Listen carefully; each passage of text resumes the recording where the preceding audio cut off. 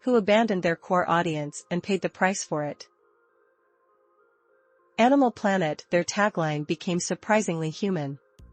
Nobody wants to watch Animal Planet for people. They have other channels.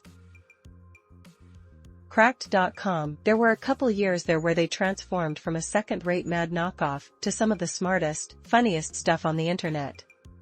Then the people who held the purse strings decided listicles and Photoshop contests were more profitable than a writing staff. Stumble Upon. It was a small website giving you randomized internet pages, which I used to browse for hours as they were so fun. Now it turned into Mix, and I have no clue what it is. Pretty sure no one uses it, and it makes me sad. PhotoBucket. Back when forums were still a thing, PhotoBucket would host your images for free. Then one day they decided everyone would have to pay monthly, no free tier, nothing. We all collectively agreed we would not be paying, and that was that. I feel like it may have contributed to the death of forums. Ruined a few of my car build threads, that's for sure. To this day, they still send me emails a couple times a year, threatening to delete all my photos if I don't come back.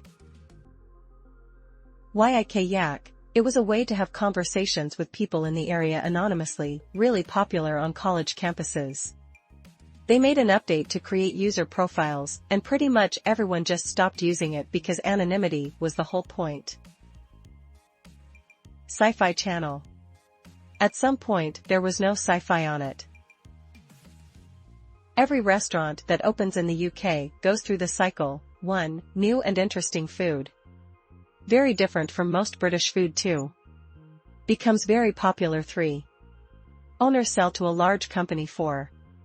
Large company decides that being popular isn't enough, they want everybody to eat their. 5. Make the food more British. 6. Looming failure is hidden for a while, because they attract new customers at exactly the rate they lose old customers. 7. New customers have tried it, realize they can get that food anywhere, stop going. 8. Chain closes and is replaced by a Greggs or Nando's, depending on the size of the location, not dependent on how far away the nearest Greggs or Nando's is. Quora. There were excellent groups with intelligent discussions. Then it became monetized and people submitted hundreds of questions a day. What time does the Walmart close in Boise? My 16 years old came home with an A, so I took away their phone for 6 months. Little website called Dig did a major site refresh to increase site revenue without considering the impact and lost their entire user base to Reddit essentially overnight. DeviantArt. JCPenney changed their stores about 12 years ago to go after a cooler audience. Turns out the cool kids didn't want to shop there, and loyal JCP shoppers didn't want to anymore either. They've been trying to undo this for years, but still struggling. Anyone else remember when the History Channel was about history and not about aliens? I just learned from a TikTok that Applebee's tried to become a club at night to attract younger customers, but no one wanted to go hang out at Applebee's, and all the old people who used to go Applebee's didn't like that it turned into a club at night, so they stopped going, and now no one likes Applebee's. MTV.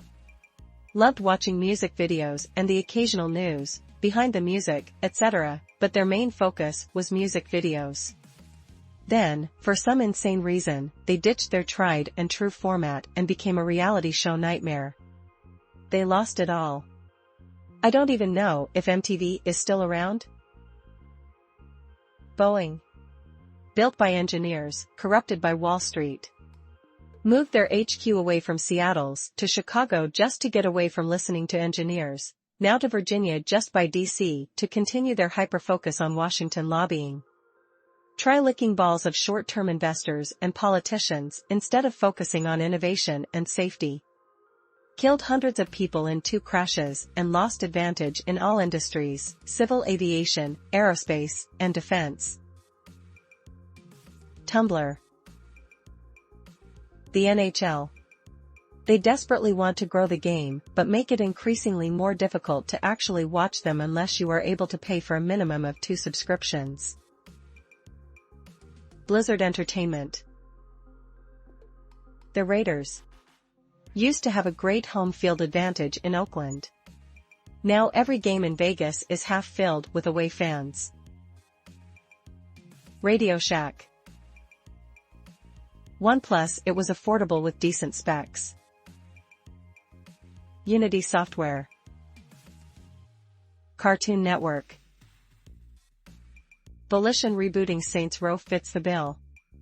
They removed tons of elements from the earlier games that fans loved, and allowed the change to become a core aspect of the game's pre-launch promotion. The result was a game that reviewed and sold poorly, and Volition closing its doors a year after release. ESPN, it's all talking heads yelling at each other with ridiculous takes or stories about LeBron's shoes. Gone are the days you can turn that channel on and find out what happened in sports that day. In addition, a bunch of people think they are too woke, so they won't watch either. This YouTuber, called Ray William Johnson. Guy was one of the top YouTubers with a huge following, and then abandoned most of his shows to chase bigger roles in showbiz. Craigslist/personals. The new Saints Row reboot did just this, and it cost Volition their entire company.